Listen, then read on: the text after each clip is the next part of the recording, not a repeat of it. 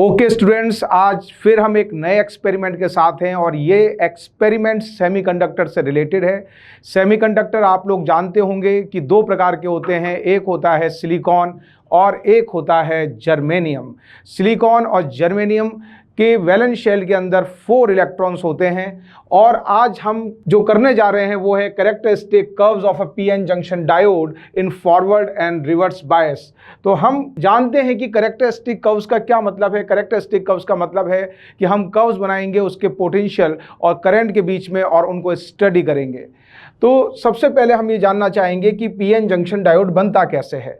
तो PN junction diode के अंदर एक पी होता है और एक एन होता है। पी वो होता है जिसके अंदर मेजॉरिटी चार्ज कैरियर्स होल्स होते हैं और एन वो होता है जिसमें मेजॉरिटी चार्ज कैरियर्स इलेक्ट्रॉन्स होते हैं। तो जब इसके अंदर किस तरीके से हम पी और एन बनाते हैं तो हम दो प्रकार की इंप्योरिटीज़ को ऐड करते हैं। एक में होती है ट्राईवैलेंट इंप्योरिटीज़ और एक में होती है पेंटावैलेंट इंप्योरिटीज़। तो जिसके अंदर हम पेंटावैलेंट इंप्योरिटीज़ ऐड करते हैं उसके अंदर 4 इलेक्ट्रॉन 4 वैलेंस शेल के इलेक्ट्रॉन के साथ कोवैलेंट बॉन्ड बना लेते हैं और एक इलेक्ट्रॉन हमेशा क्या रहता है, एक्सेस में रहता है।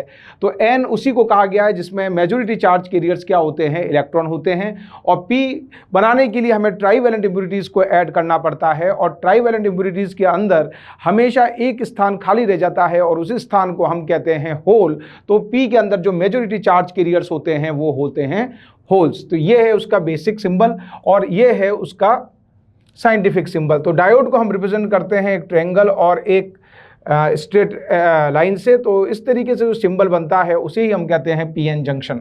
तो ये पी है और इस डंडी को ही हम कहते हैं एन। अब बात आती है कि कब ये फॉरवर्ड बायस में होगी और कब ये रिवर्स बायस के अंदर होगी। तो फॉरवर्ड बायस के अंदर क्या होगा, तो फॉरवर्ड बायस के अंदर आप देख रहे होंगे कि अगर मैं पी को बैटरी के पॉजिटिव से जोड़ दूं और अगर मैं एन को बैटरी के नेगेटिव से जोड़ दूं तो ये जो कंडीशन है डायोड की वो कहलाती है फॉरवर्ड बायस कंडीशन। तो आप देख रहे होंगे कि यहाँ पर एक डायोड है, पीएन जंक्शन डायोड है और यहाँ पर आपको एक दे रखा है वोल्ट मीटर, ये आपको दे रखा है एक एमीटर और यहाँ पर आपको लगा रखा है एक बैटरी। तो आपने देखा होगा कि बैटरी का पॉजिटिव जो है वो डायोड के पॉजिटिव से जोड़ा गया है, दैट मीन्स पी से जोड़ा गया है, और बैटरी का नेगेटिव जो है वो किससे जोड़ा गया है, एन से जोड़ा गया है। तो इस कंडीशन के अंदर जो डायोड होती है उसे हम कहते हैं फॉरवर्ड बायस और इस कंडीशन में बड़ी ही आसानी से डायोड के अंदर से करंट फ्लो करता है। तो इसके अंदर जो करंट फ्लो करता है वो हमेशा किस में फ्लो करता है, मिली एमीटर के अंदर फ्लो करता है। तो current in the forward bias condition of a diode is always in a milliammeter. अब हम बात करेंगे रिवर्स बायस कंडीशन की। तो रिवर्स बायस कंडीशन में क्या होता है कि जो डायोड का पी है उसको बैटरी के नेगेटिव से जोड़ देते हैं और जो डायोड का एन है उसको बैटरी के पॉजिटिव से जोड़ देते हैं। इसके अंदर हिंड्रेंस पैदा हो जाता है और करंट आसानी से फ्लो नहीं करता है। फिर भी इसमें एक बहुत माइन्यूट, बहुत हाई लेवल पे करंट फ्लो करता है जिसको हम कहते हैं डार्क करंट, और इसीलिए इसके अंदर जो करंट फ्लो करता है वो किस में करता है, माइक्रो एमीटर में करता है। ये रहा उसका ग्राफ। कैरेक्टरिस्टिक कर्व्स ये होते हैं कि in forward bias when voltage is increased from 0 volt in steps and corresponding value of current is measured, the value curve comes as OB of a figure. तो इस तरीके से एक कर्व बनता है, ये फॉरवर्ड बायस का कर्व है। तो आप देख रहे होंगे इसमें बड़ी ही आसानी से करंट क्या कर रहा है, फ्लो कर रहा है। तो इसके अंदर आपने देखा होगा कि फॉरवर्ड बायस के अंदर जो करंट है वो इस तरीके से फ्लो कर रहा है और ये जो है, ये जो कर्व है, नीचे वाला कर्व जो है थर्ड क्वाड्रेंट में जो आपको कर्व दिखाई दे रहा है वो कर्व कहलाता है रिवर्स बायस करंट। तो रिवर्स बायस के अंदर आपने देखा होगा वोल्टेज आप बढ़ाते गए बढ़ाते गए बढ़ाते गए और कोई भी चेंज नहीं आया, लेकिन जैसे ही एक सर्टेन वोल्टेज पर ब्रेकडाउन वोल्टेज कहलाता है और ब्रेकडाउन वोल्टेज पे करंट बहुत ही तेजी से फ्लो करता है क्योंकि large number of electron hole pairs are generated and this is called the reverse current. और आप फॉरवर्ड बायस के अंदर अगर देखेंगे तो फॉरवर्ड बायस में पहले आपने हल्का हल्का हल्का हल्का बढ़ाया, तो फॉरवर्ड बायस में बढ़ाते गए फिर एक नी वोल्टेज आता है, जहां नी वोल्टेज या कट इन वोल्टेज भी कहते हैं, वहां से अचानक फॉरवर्ड बायस में करंट क्या करता है, इंक्रीज करता है। So this is the I and this is the V। तो दिस इज द MA और ये किसमें है, माइक्रो एम्पियर के अंदर है और ये मिली एम्पियर के अंदर है। In reverse bias a micrometer has been used as current is very very small, when reverse voltage is increased from 0 volt and corresponding values of current measured, the plot comes as OCD. We may note that reverse current is almost constant and hence called reverse saturation current. It implies that diode resistance is very high. As reverse voltage reaches value of VV called the breakdown voltage, ये बहुत ही important, जब breakdown voltage पे पहुंचता है then the current increase very sharply due to the avalanche breakdown. तो covalent bond टूट जाते हैं और large number of electron holes pairs क्या होते हैं, वहां पर जनरेट होते हैं। तो आप यहाँ ग्राफ में देख सकते हैं कि पहले कांस्टेंट कांस्टेंट कांस्टेंट और अचानक जब ये यहाँ पर पहुंचा तो एवलांच ब्रेकडाउन हुआ और एवलांच ब्रेकडाउन के बाद करंट बहुत ही तेजी से क्या करता है, इंक्रीज करता है। कुछ बेसिक डिफरेंसेस हैं फॉरवर्ड बायस और रिवर्स बायस के अंदर, उनको हम एक चार्ट पे एनालिसिस करेंगे। तो फॉरवर्ड बायस का आपको बता दिया है कि P फॉर द पॉजिटिव और N for the negative, means P के अंदर मेजॉरिटी चार्ज कैरियर होल्स होते हैं और N के अंदर मेजॉरिटी चार्ज कैरियर्स इलेक्ट्रॉन होते हैं। And this layer which is formed between the PN junction diode is called the depletion layer. ये जो लेयर बन रही है इस लेयर को हम लोग कहते हैं डिप्लीशन लेयर। इसके अंदर पोटेंशियल बैरियर रिड्यूस हो जाता है ताकि करंट आसानी से क्या कर पाता है, इसमें फ्लो कर पाता है। Width of the depletion layer also decreases. तो जब इधर से पॉजिटिव चार्ज आता है तो इधर भी क्या है, पॉजिटिव है बैटरी का, और होल्स भी किस नेचर के हैं, पॉजिटिव के, इलेक्ट्रॉन्स नेगेटिव नेचर के, और यहाँ पर क्या है, बैटरी भी क्या है, नेगेटिव नेचर की है। तो इसके कारण यहाँ रिपल्शन होता है और रिपल्शन होने के कारण जो डिप्लीशन लेयर है उसकी चौड़ाई जो है वो घट जाती है। So PN junction provides very small resistance, इसलिए फॉरवर्ड बायस कंडीशन के अंदर पीएन जंक्शन बहुत ही कम रेजिस्टेंस को प्रोवाइड करता है। Forward current flow in the circuit, तो हमेशा सर्किट के अंदर फॉरवर्ड बायस के अंदर फॉरवर्ड करंट फ्लो करती है। मींस अगर डायोड आपको इस प्रकार से दे रखी है तो current will flow like this in the forward bias condition. Order of forward current is milliampere, और जो ऑर्डर होता है फॉरवर्ड करंट का वो किस में होता है, मिली एम्पियर में होता है। Current flows mainly due to majority charge carriers. मैंने आपको पहले भी कहा कि इसमें मेजोरिटी चार्ज कैरियर्स होते हैं, उन मेजोरिटी चार्ज कैरियर्स के कारण ही करंट क्या करता है, फ्लो करता है।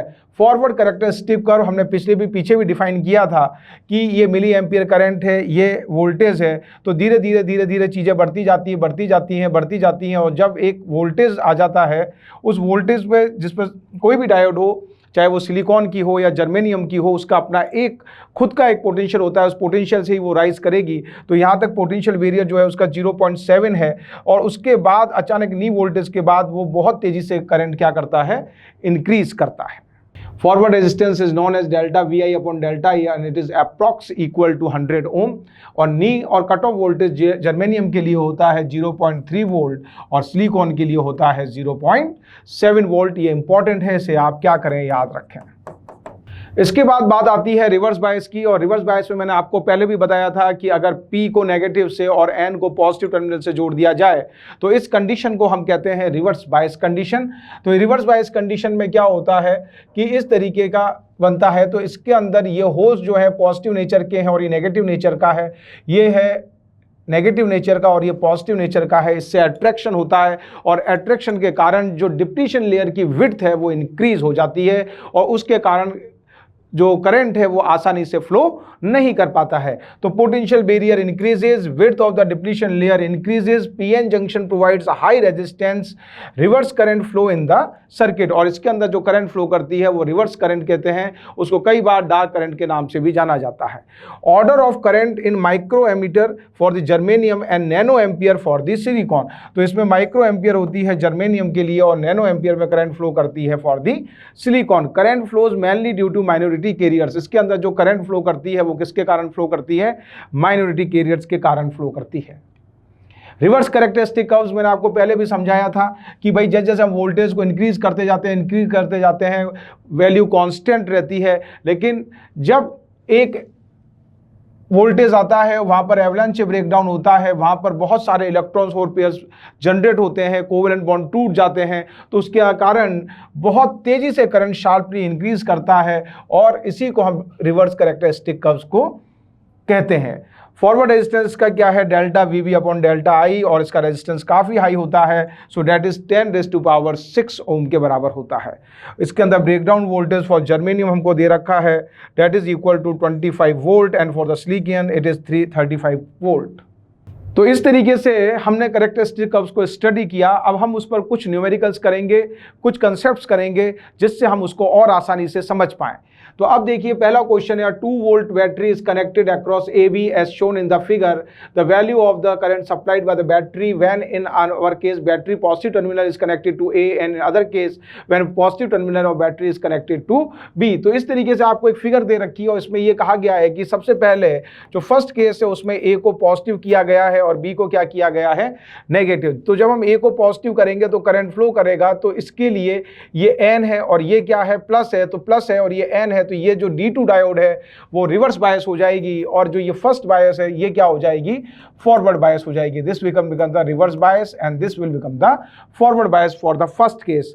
तो D1 फॉरवर्ड बायस हो जाएगी, D2 रिवर्स बायस हो जाएगी। तो करंट जो फ्लो करेगा वो सिर्फ D1 में से करेगा और D1 में से जो करंट फ्लो करेगा वो V/R होगा, डेट इज 2/5। वोल्टेज हमको 2 वोल्ट का दे रखा है और रेजिस्टेंस यहाँ पर हमको 5 दे रखा है। सो the current flow through it is the 0.4 ampere. तो कितना करंट फ्लो करेगा, 0.4 एम्पियर। उसके बाद उसने कहा कि अगर B को पॉजिटिव कर दिया जाए और A को नेगेटिव कर दिया जाए, तो अगर B को पॉजिटिव कर दिया जाए और A को नेगेटिव कर दिया जाएगा तो इसके लिए D2 फॉरवर्ड बायस बन जाएगा और D1 जो है वो क्या बन जाएगा, रिवर्स बायस बन जाएगा and the current will flow in this direction. तो जब इसमें करंट डायरेक्शन फ्लो करेगा तो D1 में से करंट फ्लो नहीं होगा, तो सारा करंट किस में से फ्लो होगा, D2, और D2 में से जो करंट फ्लो होगा वो होता है V/R, that is 2/10 is equal to 0.2। So the correct answer is 2, that is 0.4 ampere and 0.2 ampere. Another question है, pick out the incorrect statement. The reverse current is in an ideal PN junction diode. First A can be minimum and constant before breakdown voltage. नहीं, ये सही नहीं है, ये बिल्कुल सही है। उसके बाद remains constant even after the breakdown voltage. नहीं, ये बिल्कुल सही है, breakdown voltage के बाद ये सही नहीं है। थर्ड है, becomes infinity at breakdown. बिल्कुल सही है। Reverse current is controlled by the external resistance, बिल्कुल सही है। तो इसमें से जो गलत है, जो रॉन्ग स्टेटमेंट है, तो रॉन्ग स्टेटमेंट कौन सा है, ये फर्स्ट सेकंड थर्ड सही है और ये जो स्टेटमेंट है रॉन्ग है, तो इसका मतलब यही इसका करेक्ट आंसर है। So this is the correct answer. तो 2 is the correct answer. The IV characteristics of a LED is, तो हमें पता होना चाहिए कि लाइट एमिटिंग डायोड की बात हो रही है और इनमें से कौन सा उसका कैरेक्टरिस्टिक है जो बिल्कुल सही देगा।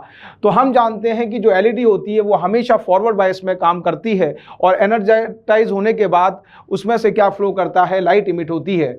तो recombination of electron holes take place at the junction and the light energy comes. तो आपने जनरली LED देखी होंगी, तो LED के अंदर रिकॉम्बिनेशन ऑफ इलेक्ट्रॉन होल्स होता है जब हम उसको हाई पोटेंशियल देते हैं और उसके कारण वो लाइट को क्या करती है, एमिट करती है। For same value of current a higher value of voltage is required for higher frequency.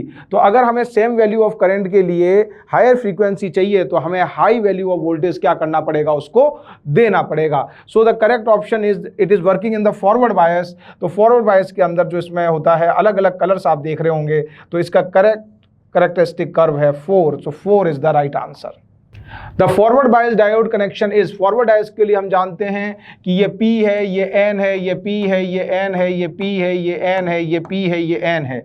तो P हमेशा जुड़ा होना चाहिए पॉजिटिव से और N जुड़ा होना चाहिए नेगेटिव से। तो अगर आप यहाँ पर देखेंगे कि यहाँ पर -3 है तो ये तो संभव नहीं हो सकता है, तो ये नहीं हो सकता है। इसमें आप देखेंगे यहाँ 2 वोल्ट है और यहाँ 4 वोल्ट है, तो यहाँ लोअर पोटेंशियल है, तो लोअर पोटेंशियल से हायर पोटेंशियल करंट फ्लो नहीं हो सकता है, तो ये भी संभव नहीं है। ये वापस -2 है, ये +2 है, ये भी संभव नहीं है। लेकिन आप अगर यहाँ नोटिस करें तो यहाँ प्लस भी है और हायर पोटेंशियल भी है, तो ये हायर पोटेंशियल पर भी है और इधर ये किस पर है, लोअर पोटेंशियल पर है। सो the correct answer for this forward bias is 4th. So 4th is the right answer. Identify the semiconductor devices whose characteristics are given below in the order of A, B, C, D. हमको ये बताना है कि भाई 4 graph दे रखे हैं और इनमें से कौन सा ग्राफ किसका है। तो पहला हम जानते ही हैं कि ये सिंपल PN जंक्शन डायोड का ग्राफ है। This is the simple PN junction diode graph.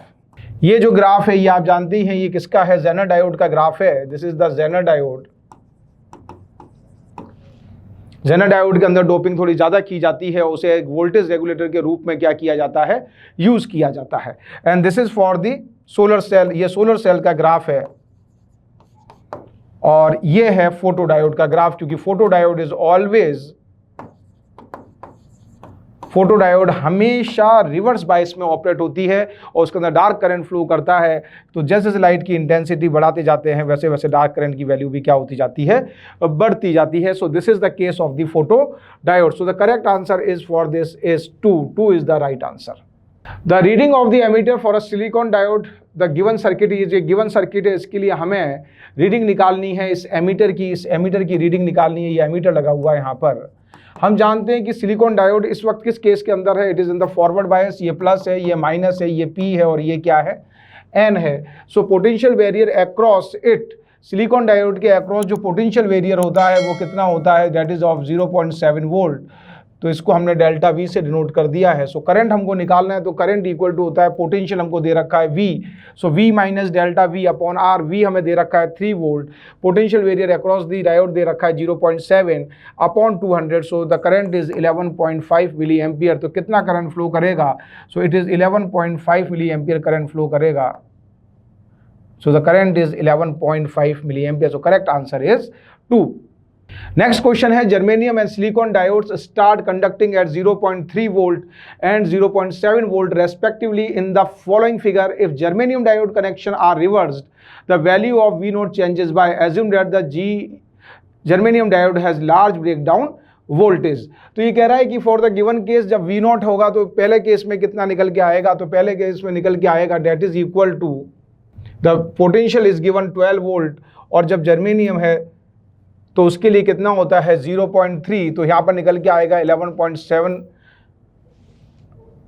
Volt. और इन सेकंड केस हमारे पास है सिलिकॉन, और सिलिकॉन का जो होता है वो कितना होता है 0.7, और जर्मेनियम के लिए कितना होता है 0.3। तो सेकंड केस जो इसमें डिफाइन किया उसके लिए कितना होगा 12 माइनस 0.7 that is 11.3। So the difference, the value of V naught changes by, so इन दोनों का हम डिफरेंस ले लेंगे तो 11.7 माइनस 11.3, so this is equal to 0.4 volt. तो इतने से चेंज आएगा, V naught is changes by 0.4। So the correct answer is third is the right answer. In a semiconductor diode, P side is earthened and N side is put at a potential of -2 volt. The diode shall conduct, not conduct, conduct partially, or it is up in the state of breakdown। तो यहाँ पर ये क्या आ रहा है कि भाई देखिए एक जंक्शन डायोड है और इधर कितना है 0 वोल्ट है और इधर कितना है -2 वोल्ट है। So it is at the higher potential, तो ये हायर पोटेंशियल पर है, और ये जो -2 वोल्ट है ये P है, ये N है, और ये कितने पर है, लोअर पोटेंशियल पे है। So current will flow from higher potential to lower potential. So this diode is in the forward bias condition and it will conduct. तो ये क्या करेगी, कंडक्ट करेगी, क्योंकि हाई पोटेंशियल से करंट कहाँ जा रहा है, लो पोटेंशियल की तरफ जा रहा है। So the correct answer is 1. Find the equivalent resistance of the network in the figure between the points A and V. तो हमको बताना है कि इन दोनों के बीच में कितना इक्विवेलेंट रेजिस्टेंस होगा। कंडीशन दे रखी है जब ये A जो है VA is greater than VB, और सेकंड कंडीशन दे रखी है when VA is less than VB। तो जब भी VA is greater than VB होगा तो ये करंट इस तरीके से फ्लो करेगा, the current will flow like this and this diode will act as a forward bias. तो फॉरवर्ड बायस की तरह बिहेव करेगी और इसमें से करंट इस तरीके से फ्लो होता हुआ जाएगा और इधर निकल जाएगा। तो इसके अंदर जो ये दोनों रेजिस्टेंस होंगे, ये दोनों रेजिस्टेंस पैरेलल कॉम्बिनेशन में आ जाएंगे। तो पैरेलल कॉम्बिनेशन में होंगे तो आर इक्विवेलेंट की वैल्यू कितनी आएगी, 3 ओम आएगी। और जब सेकंड केस लेंगे when VA is less than VB, जब VA लेस देन VB हो जाएगा तो ये जो डायोड है वो किस में आ जाएगी, रिवर्स बायस के अंदर आ जाएगी। और जब रिवर्स बायस के अंदर आ जाएगी तो रिवर्स बायस के अंदर इसमें से कोई करंट फ्लो नहीं करेगा। So no current flows through, तो current will flow totally from the 12 ohm resistance in the second case. So the resistance of this circuit is 12 ohm. So the correct answer is third is the right answer. तो यहाँ third क्या है, बिल्कुल right answer है। Which one is the correct statement? इनमें से कौन सा करेक्ट स्टेटमेंट है? First, diode and resistance both are ohmic component but diode flow current in one direction, नहीं ये बिल्कुल सही नहीं है। तो diode is non ohmic but a resistor is an ohmic electrical component and resistor flows current in one direction, ये भी सही नहीं है। दोनों डायरेक्शन में रेजिस्टेंस करंट को क्या करा सकता है, फ्लो करा सकता है। Diode and resistor both are non ohmic electrical component both flows current in one direction, नहीं ये बिल्कुल सही नहीं है, क्योंकि रेजिस्टेंस दोनों डायरेक्शन में करंट फ्लो करा सकता है और एक ओमिक है और एक नॉन ओमिक है। So diode is non ohmic but resistor is ohmic, बिल्कुल सही है, डायोड नॉन ओमिक है और रेजिस्टर जो है वो ओमिक है, इलेक्ट्रिकल कंपोनेंट है। And diode flows current in one direction, बिल्कुल सही बात है कि which one is the correct circuit diagram to draw VI curve for reverse bias PN junction diode characteristics. तो इसके लिए हम कौन सा सही कर्व है, तो आप यहाँ पर देखेंगे तो ये प्लस है और ये क्या है, माइनस है। So this is the N and this is the P and this is the current. फिर इसके अंदर आप अगर नोटिस करें तो ये प्लस है, ये माइनस है और यहाँ पर ये P है और ये N है। फिर यहाँ पर अगर आप देखें तो ये प्लस है, ये माइनस है, ये P है और ये N है। और अगर आप यहाँ पे देखेंगे तो यहाँ पर ये प्लस है, ये माइनस है, दिस इज माइनस और ये P है और ये N है। तो इनमें से जो सबसे करेक्ट है, तो हम जानते हैं कि रिवर्स बायस के लिए नेगेटिव टर्मिनल जो है वो पॉजिटिव से कनेक्ट होना चाहिए और जो P है वो किससे होना चाहिए, N से कनेक्ट होना चाहिए। तो ये कंडीशन जो हमको दिख रही है वो सिर्फ और सिर्फ किस में दिख रही है, फर्स्ट वाले के अंदर दिख रही है। सो the correct answer is first. So first is the right answer. The voltage at which forward bias current increases rapidly is called the, तो जिस पर फॉरवर्ड बायस बहुत तेजी से इंक्रीज करता है उसे कट इन वोल्टेज बोलते हैं और कई बार हम उसको नी वोल्टेज के नाम से भी जानते हैं। So the correct answer is third. Thanks students for hearing me. Semiconductor का ये बहुत ही अच्छा सा एक्सपेरिमेंट है, इसको यहीं हम फिनिश करते हैं। Thank you.